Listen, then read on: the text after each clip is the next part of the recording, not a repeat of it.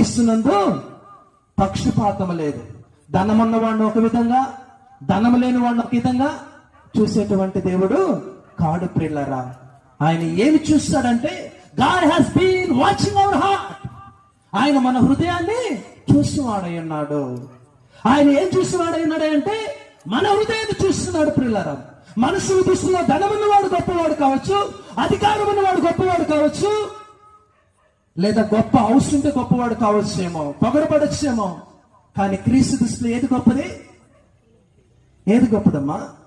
మన హృదయము శుద్ధి గొప్పదై ఉన్నది. అందుకే అంటాడు మొదటి సమూయేలు గ్రంథం 16వ అధ్యాయంలో ఒక మాట చెప్తాడు 7వ వచనంలో, మనుషులు పై రూపమును లక్ష్య పెట్టుదురు, యెహోవా హృదయమును లక్ష్య పెట్టును. ఇది కల్మషము లేకుండా ప్రియులారా, ఇది నిర్మలమై ఉండడానికి దేవుడు చూస్తున్నవాడై ఉన్నాడు.